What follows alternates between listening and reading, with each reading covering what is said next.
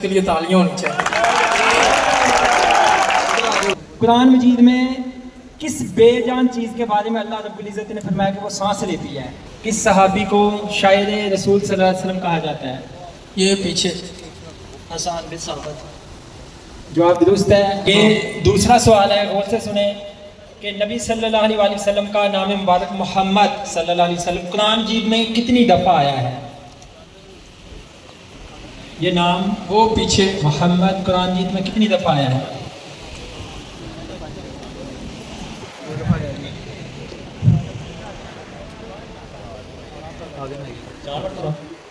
सवाल कर रहे हैं, जवाब दे रहे हैं। जवाब सर उस्मान साहब बताएंगे। जवाब गैर दुरुस्त है। और कोई? ये बच्चा कह रहा है 41 मरतबा। दूसरा बच्चा वही है। जिसको सही कन्फर्म जवाब है ना वो ठीक ना मारे। कह रहा 14 मरतबा। ये सर अबू बकर की जो बातें थी वो पूरी हो गई ना, देख लो।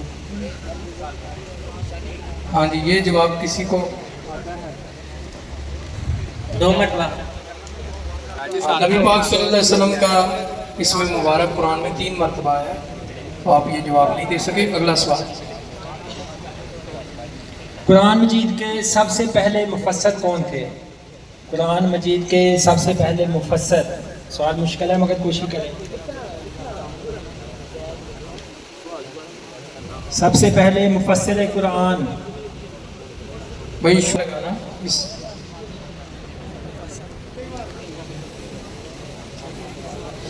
का सवाल कोई और कर ले, ज़रा मुश्किल। कुरान मजीद के पहले मुफस्सर नबी पाक सल्लल्लाहु अलैहि वसल्लम खुद ही थे कि आपने ही तफसीर फरमाई कुरान? अच्छा, अब आसान सवाल भी हैं कुछ। आपने बताना है कि किस सहाबी को शायर रसूल सल्लल्लाहु अलैहि वसल्लम कहा जाता है? किस सहाबी को शायर रसूल सल्लल्लाहु अलैहि वसल्लम कहा जाता है? ये पीछे हसन बिन साबित। जवाब दुरुस्त है, हसन बिन साबित। इधर आ जाओ, जाओ फातिम शाह। इधर आ जाओ।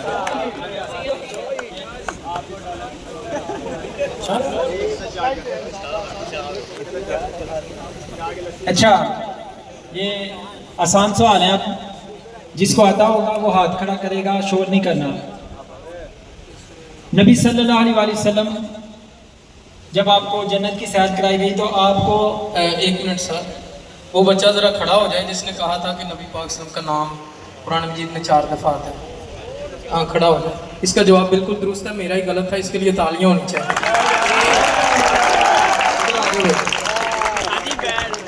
मैं असल में सूरह आले इमरान बोल गया था, उसमें भी आपका नाम आता है। तो सूरह आले इमरान, सूरह मोहम्मद जो आपके नाम से ही है, और सूरह अहज़ाब में, और इसी तरह सूरह फतह में 4 मरतबा आता है। इसका जवाब बिल्कुल दुरुस्त है। शाबाश। अगला सवाल है कि नबी सल्लल्लाहु अलैहि वसल्लम जब जन्नत की सैर के लिए आप ले गए, जन्नत गए, तो आपको अपने आगे कदमों के चलने की आवाज़ आई, वो किस सहाबी की थी और उसकी वजह क्या है? वो टोपी वाला जो है उसने पहले हाथ खड़ा किया। कौन? ये टोपी वाला। वजह भी बतानी है, पूरा जवाब नहीं आती, बस दोनों मुकम्मल जवाब होना चाहिए। और कोई? जाओ जी।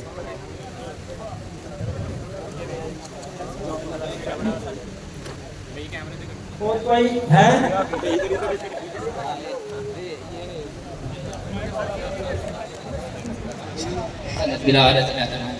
वजह भी बता कि वो 2 नफलों के साथ 2 नफल का। जवाब दुरुस्त है। जवाब दुरुस्त है, इसके लिए तालियां। अच्छा, ये सवाल ये नबी सल्लल्लाहु अलैहि वसल्लम की मिराज से भी तल्का है। चलो, नबी सल्लल्लाहु अलैहि वसल्लम ने जब मिराज से वापसी पे मुख्तलिफ अंबिया की जो है वो शक्लें भी बयान फरमाई कि इस तरह थे।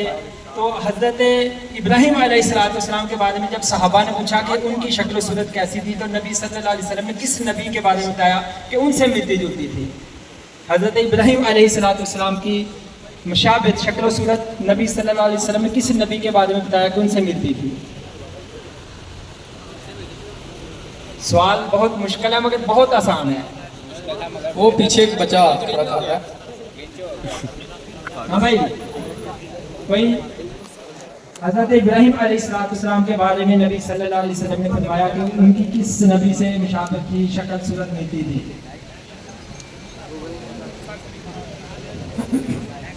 ये बच्चा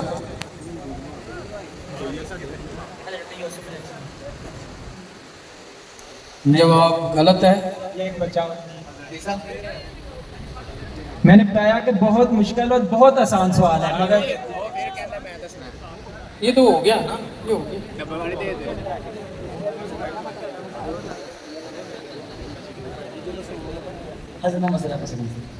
जवाब बिल्कुल दुरुस्त है। नबी सल्लल्लाहु अलैहि वसल्लम ने फरमाया कि मुझे देख लीजिए कि आप सल्लल्लाहु अलैहि वसल्लम। इसके लिए तालियां होनी चाहिए। आ जाए भाई, बेटा आ जाओ, किधर है ये लड़का?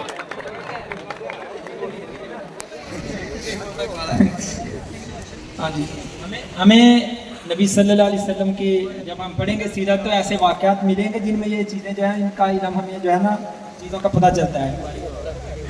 ये सवाल जो है थोड़ा सा हो सकता है मुश्किल हो, मगर कोशिश करें। किस सहाबी को नबी सल्लल्लाहु अलैहि वसल्लम ने अमीन होने का लक़ब दिया? किस सहाबी को नबी सल्लल्लाहु अलैहि वसल्लम ने अमीन इस होने का बच्चे ने लक़ब पहले दिया? ये बच्चा हज़रत अबू बकर सिद्दीक। और कौन है भाई? ये इधर वाला। ये सवाल जो है ना इसमें तुक्के नहीं लगाने, जिसको पक्की बात जो है वो करें। तो उसने हज़रत उमर कहा है तो उसका घर जो है तो तुम्हारा सही होना।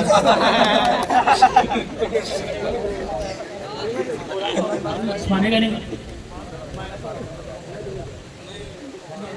अगर आप इस्लामी किताब पढ़ें तो ये जो है ये आपको पता होना चाहिए इन चीज़ों का।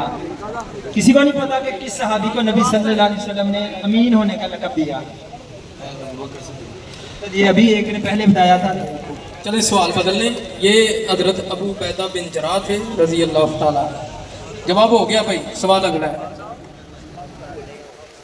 ये जो बच्चे कुरान जीत के हाफिज हैं या पढ़ते हैं, जिनको उन्होंने अगर समझ के पढ़ा तो इस सवाल का जवाब आसानी से देंगे। कुरान मजीद में किस बेजान चीज़ के बारे में अल्लाह रब्बुल इज़्ज़त ने फरमाया कि वो सांस लेती है? बेजान चीज़ है, वो सांस लेती है। कुरान मजीद के अंदर वाज़ेह तौर पे बड़ी मशहूर आयत है। मैंने पहले कहा है कि जो बच्चे कुरान मजीद पढ़ते हैं और उनको तर्जुमा भी आता है तो उनके लिए आसान है। वो पीछे बच्चे ने हाथ उठाया। वो ऐसा कौन सी बेजान चीज़ है जिसको अल्लाह रब्बुल इज़्ज़त ने उसके सांस लेने के बारे में- इधर इधर ये बच्चा। और कोई इधर आप में हाफिज हैं तो कोई कुरान को ना हिफ्ज़ भी करो और साथ में उसका तर्जुमा भी पढ़ा करो। जहन्नम जुबान सुबह। जवाब दुरुस्त है, माशाल्लाह। इस बच्चे ने सही जवाब दिया है। अब पता नहीं किस टीचर ने तो नहीं बता दिया पास से। उन्होंने कहा होगा 50 रख लिया तो 50 मिल गई तो मैं 10 आ जाए। जवाब दुरुस्त है। हाँ जी, सुबह बस सुबह ज़ात नफस, ये कुरान मजीद की आयत है। सुबह जब सांस लेती है,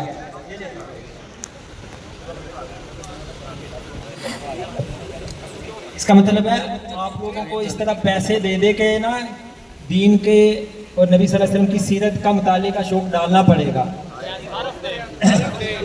जो इन्हों को पैसे ना हो जो होएगा। अच्छा, ये आसान सा सवाल है, मुझे लगता है ये भी काफ़ी बच्चों को आता होगा। देखते हैं आपका नॉलेज कितना है।